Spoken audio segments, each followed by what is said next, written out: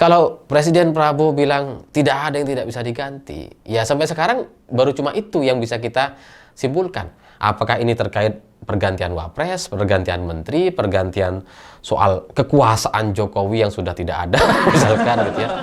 Kita nggak tahu.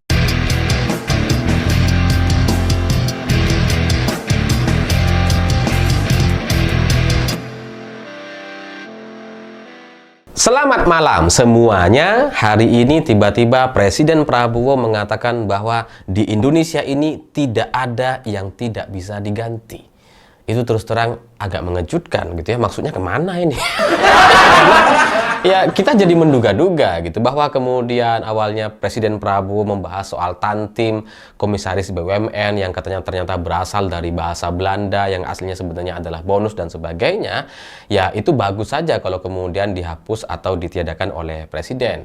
Dan kata Pak Prabowo, yang tidak sepakat, yang tidak mau silahkan out, dan masih banyak anak-anak muda yang mau menjadi komisaris dan sebagainya. Meskipun saya juga nggak tahu nih, kita juga nggak ngerti siapa sih yang out gara-gara Tantim dihapus. Setahu saya belum ada gitu, atau mungkin nggak ada beritanya, atau pengunduran dirinya ya sengaja tidak diberitakan dan sebagainya. Tapi tetap saja ketika Presiden Prabowo mengatakan tidak ada yang tidak bisa diganti, dan kemudian ini hanya diawali dari cerita Tantim yang dihapus, ini terlalu mengejutkan atau terlalu dipaksakan sebagai sebuah cerita gitu. Karena kalau Presiden bilang tidak ada yang tidak bisa diganti, bahkan Presiden pun kalau tidak beres, termasuk Prabowo sendiri, itu juga bisa diganti kalau nggak benar katanya. Ini kan seperti ada semacam pesan politik atau ada semacam kegalauan berpikir dari Presiden Prabowo sehingga kemudian memunculkan kalimat yang seperti ini. Karena siapa sih yang mau diganti? Kan itu pertanyaannya jadinya gitu. Kalau Presiden Prabowo mengatakan direksi BUMN itu ada yang beberapa membuat perusahaan jadi seperti perusahaan neneknya sendiri gitu ya, dan Kejaksaan Agung punya banyak kerjaan soal ini untuk membereskan direksi BUMN, yaitu bagus untuk kemudian dibersihkan gitu. Tapi ya tetap saja secara politik ketika ini muncul hari ini pernyataan bahwa tidak ada yang tidak bisa diganti, sementara dalam sekitar 16 jam sebelumnya Purnawirawan TNI, Forum Purnawirawan TNI kembali berkirim surat kepada DPR, MPR, dan DPD RI terkait usulan pemakzulan Gibran. Ini kan jadi seperti terlalu kebetulan gitu ya. Ya katakanlah ini hanya sebuah kebetulan belaka, tapi tetap saja adalah kebetulan yang sangat-sangat luar biasa gitu. Karena ketika Forum Purnawirawan TNI kemarin itu berkirim surat kepada DPR, MPR, dan DPD, mereka meminta tanggapan dari surat yang pertama gitu. Dan beberapa jam setelahnya Presiden Prabowo bilang tidak ada yang tidak bisa diganti. Ini ada kaitannya atau enggak sih sebenarnya? Dan surat yang dikirimkan sama Forum Purnawirawan TNI ini kali ini itu cukup banyak tembusannya gitu, karena meskipun hanya dikirim kepada DPR, MPR, dan DPD, tapi tembusannya ini hampir kepada semua orang. Kepada Presiden juga, Presiden Prabowo. Ya mungkin gara-gara itu Pak Prabowo jadi berpidato begitu. dapat surat tembusan dari Forum Purnawirawan TNI, dan kemudian surat ini juga dikirim kepada semua wakil presiden Republik Indonesia seperti misalkan Pak Tri, Pak Yusuf Kalla, dan Ma'ruf Amin dan sebagainya.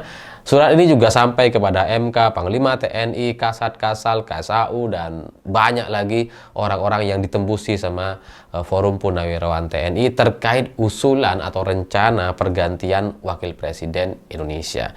Jadi ketika Presiden Prabowo kemarin berpidato seperti itu sulit untuk kemudian kita tidak mengaitkannya dengan hal ini gitu. Karena bahasa lainnya, kalau presiden saja bisa diganti, kata Pak Prabowo, ya apalagi cuma wapres. Apalagi cuma wapres, gampang itu gitu. Dan lebih mudah gitu. Kalau presiden berganti kan kita harus melakukan pemilihan presiden lagi. Tapi kalau wapres diganti atau diberhentikan, ya yang milih wapres kan presiden aja. Rakyat gak usah pemilihan lagi. Ini bisa berlangsung dengan sangat damai, aman, tentram gitu. Akan sangat ya oke saja gitu. Nggak akan ada gesekan apa-apa kalau Gibran diganti. Dan di sisi lain ya apa yang disampaikan oleh Presiden Prabowo Subianto kemarin itu, kita berharap agar setiap yang diucapkan oleh Presiden itu bisa sejalan dengan tindakan atau kebijakan yang dia lakukan gitu. Karena kalau Pak Prabowo kemarin tidak ada yang tidak bisa diganti katanya. Ya setidaknya tunjukin dong gitu ya.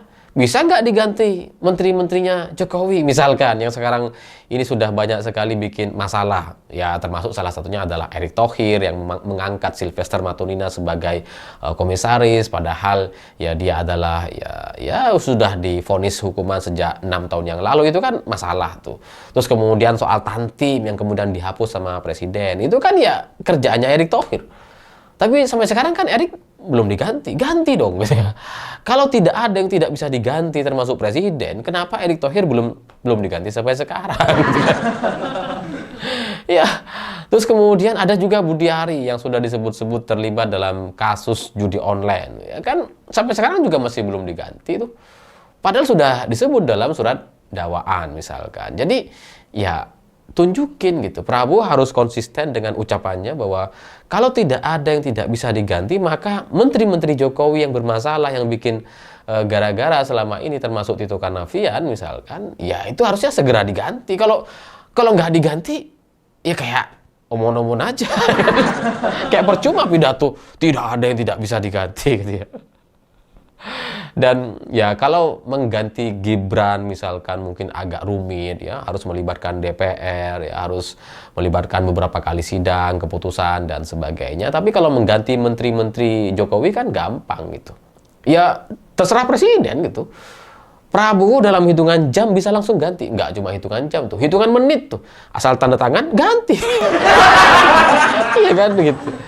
Ya jadi ya lebih mudah mengganti menteri-menterinya Jokowi yang bermasalah seperti Budiari, Tito Karnavian, kemudian siapa lagi satunya? Ada juga satunya saya lupa gitu ya. Itu kan ya mestinya bisa dilakukan gitu. Tapi itu tidak dilakukan sampai sekarang sehingga ya biang kerok dari banyaknya masalah yang terjadi di Indonesia hari ini. Oh, Bahlil misalkan gitu ya. Itu kan efek dari menteri-menteri Jokowi yang ugal-ugalan gitu. Ya Bahlil ribut-ribut soal Papua, ya tambang gitu ya. Padahal sejak dulu tuh. Ya baru ribut sekarang, terus kemudian sekarang hilang lagi gitu ya. Terus kemudian Erick Thohir yang soal Tantim, soal Sylvester, terus kemudian Tito Karnavian soal Pulau Aceh yang mau dipindahkan ke Sumut gitu ya. Budiari yang soal kasus judol. Ini kan banyak nih. Kenapa itu nggak diganti? Ya semoga apa yang disampaikan oleh Presiden dalam pidatonya itu bisa segera dilaksanakan supaya ya Indonesia bisa lebih baik ke depan dan kinerja pemerintahan bisa setidaknya lebih baik dari yang sekarang gitu.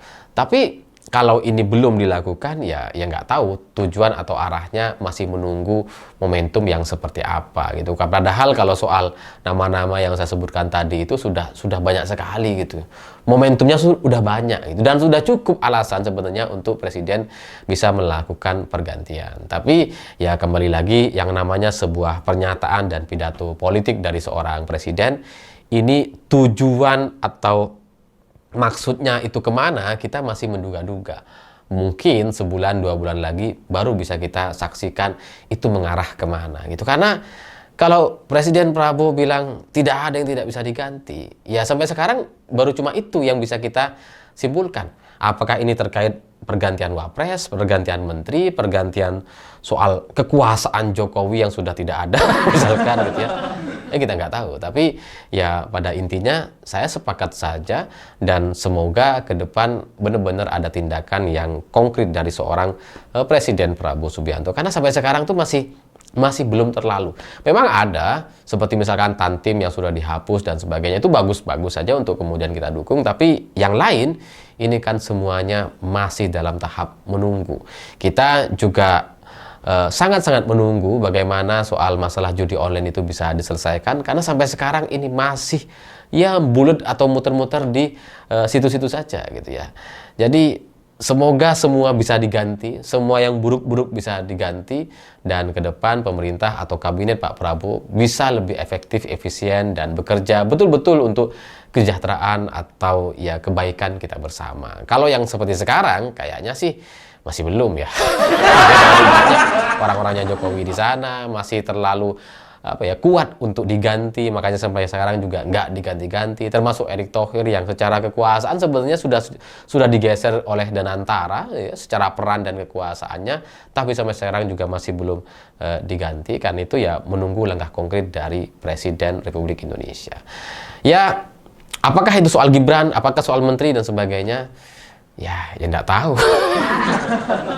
Tapi bagi saya ya semoga dua-duanya. Semoga Gibran diganti, semoga menteri diganti, dan setelah itu semoga Indonesia bisa lebih baik lagi. Karena ini soal hutang sejarah kepada anak cucu kita nanti gitu.